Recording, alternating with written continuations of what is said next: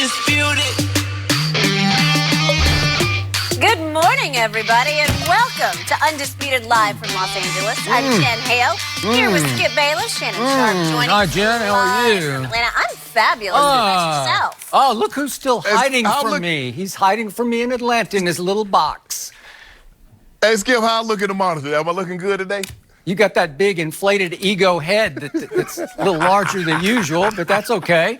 But I believe you're still in Atlanta because you feared the worst in Game 5 in Toronto, and you feared the worst in Game 6 back at Oracle. So you're in hiding, and it's okay with me. Just stay there. You can stay there next week. Because I already know what's going to happen when Kawhi do what he does tomorrow night. Yeah. I don't want to see you. I don't want to be around you on Friday because it's not going to be a pretty sight. Okay. Well, let's talk about what he did to me a year ago. That's what I want to talk about. You're not good at it at all. Not at all. Shannon will be back next week, and we can settle up the due situation. So let's start this morning with Kevin Durant. He suffered that devastating Achilles injury Monday night. ESPN reports KD flew to New York to undergo an MRI instead of heading back to the Bay with the team. Now, Kawhi Leonard dealt with his own injury, of course, a quad last season with the Spurs. The Claw played just 9 games with San Antonio because of that injury before getting traded to Toronto. After Game 5, Kawhi gave his thoughts on what KD is going through. Let's take a listen. It's devastating, like you say, you work so hard to get to this point. These are the last games. You see he tried to come out and, push himself. But, obviously, he tried to do a move. And, I feel bad for him, I've been in that situation before. I hope he, has a speedy recovery and, just gets healthy and hope that he's going to be okay mentally just throughout the whole rehab process. Kawhi's injury somewhat controversial, but Shannon, how similar do you think these two situations are? I think they're very similar. I think the thing is that what Kawhi did is that Kevin Durant didn't do is that he got a reprieve because even though the doctor cleared him, he didn't feel comfortable, Skip. He did come back. He played because he's missed the start of the season. He came back, played 8 games. He didn't feel quite right. He sat out a couple of games, played one more game, went and got a second opinion, and then shut it down for the rest of the year. The thing that happened with Kevin Durant is I don't know for certain, and like I said, I don't have any inside information, Skip, whether or not Kevin Durant got a second opinion. But he did not get the reprieve that Kawhi Leonard got because even though Kawhi played those 8 games, he didn't do any more damage. He didn't completely rupture the quad. Kevin Durant didn't get that reprieve. Kevin Durant went out there when he wasn't 100% after getting clearances from the doctors, and we all believe that he ruptured an Achilles that was already probably partially torn. And so these situations are very, very similar. And Kawhi saying, I understand what he's going through. See, Skip, for me, it comes down to as simple as this. If the Warriors were up 3-1, would they have put Kevin Durant on the court? If they can answer that no, then he shouldn't have been out there to begin with. Because what you have to realize is that the Golden State Warriors are still a business. This is about a transaction. And so they monetize or they prioritize their number one goal, their number one priority, which is to win the championship over Kevin Durant's health. And see, a team will never tell a player, you will play tomorrow, you will do this. But they know once you get to that level, be it professional baseball, basketball, or football, they appeal to the competitive side. They'll appeal to the brotherhood, Skip. Skip, you know why they got on that plane to come see you, KD. You understand that you're the best player on this team. You understand, they understand that they can't win without you. That appeals to Kevin Durant. Because, Skip, remember, he gets into it a lot of times when guys question him.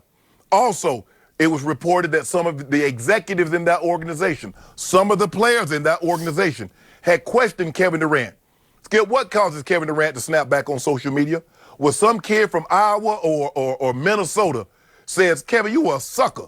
You supposed to be the best player, and you jump on board with the Golden State Warriors after they won 73 and went 73-9. So now you appealing to the man's competitive side. You're like, I ain't no sucker. I'm tough. Because all the time, Skip, this is a machismo. Basketball, football, this is about bravado. I'm better than you. So you appeal to that side to get them to go. Skip, that man was not even close. It was reported that his workout session went terrible.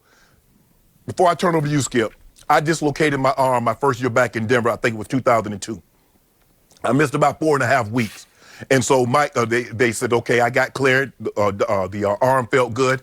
Skip, what I did is that they had a guy on the practice squad, a linebacker.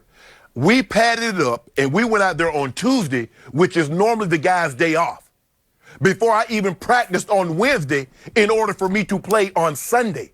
Now, I don't know the protocol in basketball, but normally, did they do Boogie Cousins like that? Did they say, Boogie, you're going to practice tomorrow and you're going to play the next day? Or did they give Boogie an opportunity? Did Boogie practice what? 5, 10, 15, 20 practices before they ultimately put him out there. You see where I'm going with this, Skip? But in actuality, when you look at Kawhi, when you look at KD, the only difference is that Kawhi got really, really smart. He got a second opinion, and that doctor told him to shut it down, and that's what he did. You finished? I'm done. Good. Jen, is the show over yet? I don't know. I haven't You got a spoken few- yet. Yeah, you know what? Oh, okay. Now it's my turn. Oh, okay. Thank you. You always do. You always do that. This topic angers me more by the day. And what that man, that guy number 2 who used to play for my San Antonio Spurs, had the audacity to say about what he did in San Antonio compared to what happened to Kevin Durant is completely out of bounds and completely over my edge, because it's sending me over the edge. So I got 2 big points here, and the second one I'm going to throw right back in your face. But first of all, just to reiterate, what this man did a year ago to my Spurs was, it started out as a thigh bruise, and it lingered to the point that the most conservative and patient medical staff in all of sports, San Antonio's, finally gave in just to appease number 2 and his outside opinion doctor and his outside opinion physical therapist that had nothing to do with the Spurs. They appeased him by tagging it tendinosis, or what is that? I don't even know what it was. Tendinosis. Some weird term that I hadn't heard of to that point. And it indicated there was some inflammation of the quadriceps tendon, that it wasn't just musculature, that it went into the tendon, which I never believed, because no San Antonio doctor ever believed that. And I'm going to say this one more time just because he brought it up, comparing his situation to Kevin Durant's. I spoke to a doctor who told me he had examined that guy, number 2, back in San Antonio, and he said, I could find nothing wrong, that it was all in his head. But this tendinosis, or whatever it was, lingered into January to the point that it forced the San Antonio Spurs, the most player-friendly organization in all of sports, to finally call out this guy publicly by saying, hey, we have completely cleared him for all basketball activities. And what did he do? He shut it down. He threw it right back in their faces by saying, I'm still hurt, I can't play. And then it became clear that his uncle Dennis had taken over all of his basketball affairs, all of his business affairs, and it became very clear through lots of reports from lots of national reporters that Uncle Dennis wanted him out of San Antonio, either in New York or New Jersey or Brooklyn or in LA. And because of that, he shut it down for 73 games, which finally forced the hand of 2 potential future they're cinch Hall of Famers, Manu Ginobili and Tony Parker, to call a team meeting and put him on the hot seat and say, are you with us or not? This was in late March, just as the playoffs were looming, and they thought they had a chance to make a deep run, maybe even get to the finals.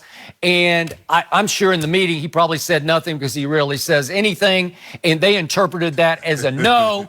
And Tony Parker, God bless him, he's now retired. He just recently retired, as you know.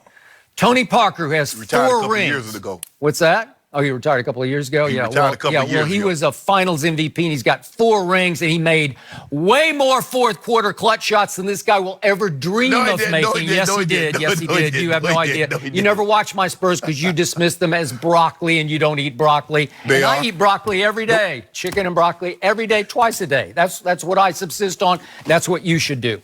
The point is that Tony Parker had ruptured his quadriceps tendon the year before that in the playoffs against Memphis. And he called out this guy by saying, and I quote, "My injury is 100 times worse than his." 100 times. And that's exactly right. That frames it.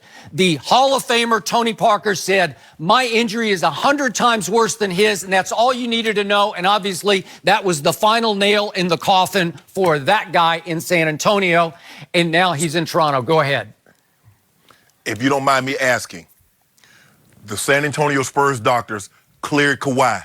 The Golden State Warriors doctors cleared Kevin Durant. And what happened?